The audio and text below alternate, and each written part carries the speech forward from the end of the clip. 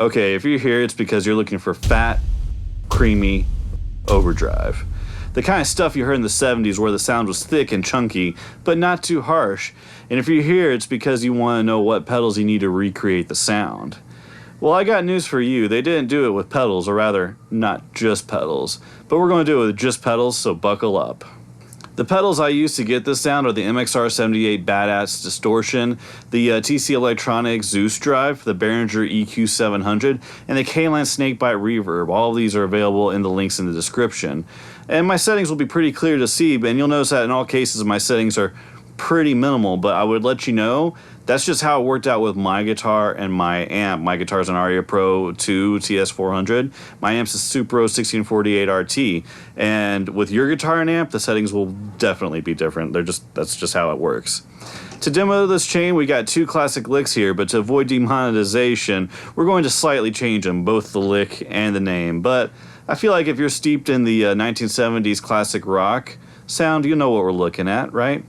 First lick slash riff we're going to call Working But Not Really.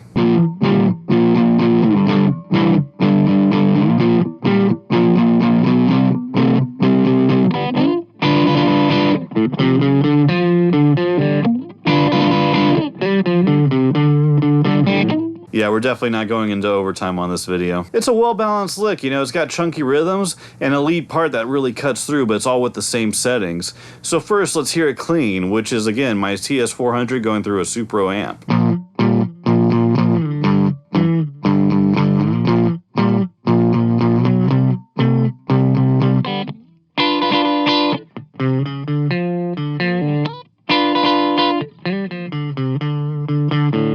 Yeah, well, not exactly lacking in low end. The high end bits hurt, right? Clearly we need a little something something.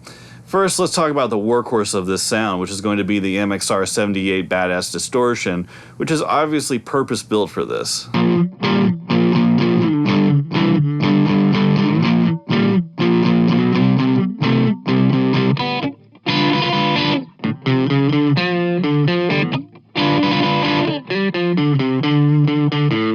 So clearly we're now in the ballpark. If you wanted to only get this pedal and not do the whole chain, it'd be understandable. However, I'm talking about how we get the sound of the recording with the chain.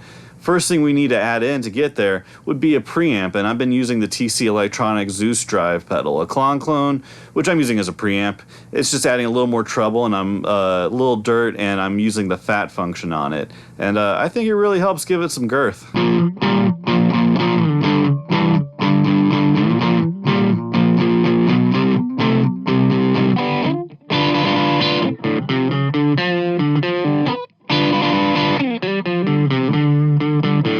Definitely a step closer. You can hear how the high end is cleaned up a tad bit with the fatness, despite the treble knob still actually boosting signal here. My theory here is that more input into a drive can actually really clean stuff up, obviously, though this isn't true all the time. After the preamp, the first thing we need to recreate what they did in the 70s is get something approaching a tape sound. Everyone back then recorded a tape, and it, generally speaking, really will round out the lows, bring out the lows, darken the highs, and adds a lot of presence to the signal. But we don't need a tape machine to do that. Instead, we're going to use a workhorse EQ like the Berhinger EQ700, and it'll do the trick. With mine, I boosted the upper lows, the low mids, the 1K, the 3K, and then I cut the 6.4K. All of this just a little bit, but to me it really gets that tape sound. Let's listen.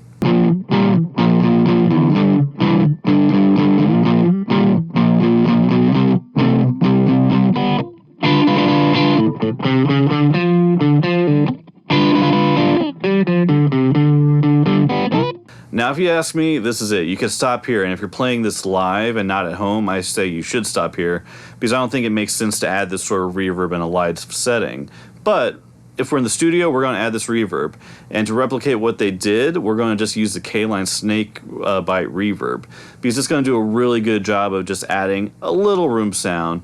I got it mostly dry. I have the decay turned down way lower, while I have the resonance of it pushed all the way up to help it get all that high end, so you get a nice dry room sound. And if I was recording, I would definitely use this. Let's listen.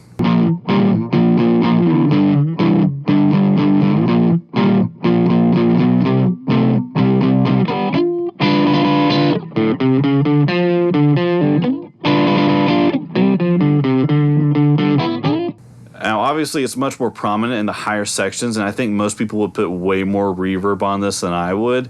And even if you're like me and wouldn't, I would say, hey, totally check this reverb out. It's really good, it's really versatile, and it's really cheap on Amazon. Anyway, that was the whole sound. Let's move on to the next classic, but not really, Pleasanton, Texas.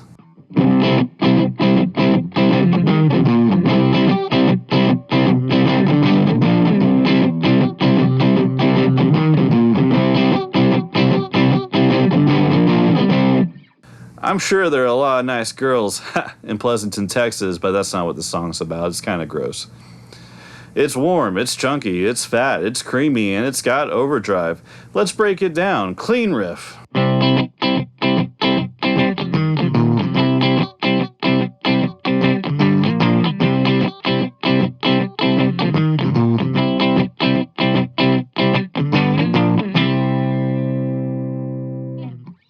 Now, considering that the original does have the clean sound on it, I would actually leave the EQ on while playing, but we're looking at the chain, not how to play it live, so let's keep going.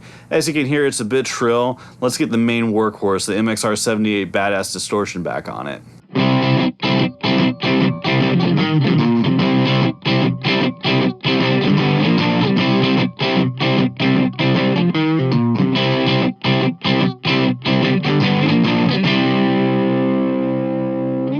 Yeah, there's a saying I always thought that was unfair, which is it sounds fizzy instead of fuzzy, which comes to mind. I think the recording exacerbates it a bit, but we're trying to talk about just the recorded sound, so let's bring the fatness back in from the TC Electronic Zeus Drive.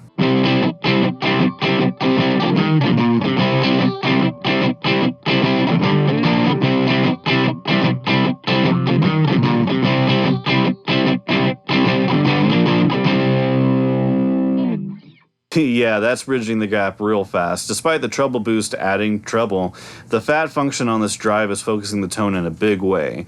Let's get the tape warmth back in there again with the Berhinger EQ700. Again, the lows, low mids, and some upper mids are boosted before I slightly cut the highs.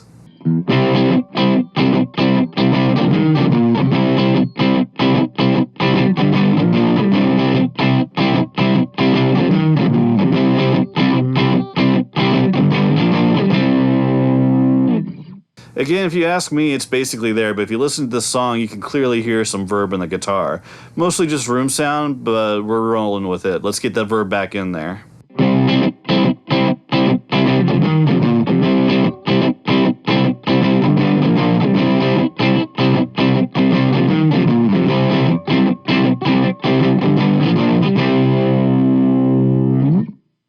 Yeah, so confession time, I'm not playing these as I deliver the monologues. I actually recorded all these parts a couple days ago. And yeah, the Caline Snakebite reverb, when I was playing it in the room, felt way more present. I'm not sure why it's not really showing up in the recording. But again, I'm not a guy who adds just a ton of reverb onto everything. If you ask me, I think this still sounds great. If you're considering getting the Caline Snakebite reverb, I would totally look up more videos with it. It's a great pedal. In the meantime, that's it. Those are the clips. I hope you're really liking this. Big thanks to the Guitar Pedals Lunatics group on Facebook. I got the idea from them because the question about how to get this sort of tone came up in a few posts at the same time. I'm not sure why, but I realized that a good chunk of the sound actually comes from factors where the guitar pedals, and amp weren't the main determining factors, like the tape and the room sound. And I was thinking about how do we get this right, and you just need more pedals. So thanks to Guitar Pedal Lunatics, really appreciate it. In the meantime, hey, like, share, comment, subscribe, do all the YouTube stuff. See ya.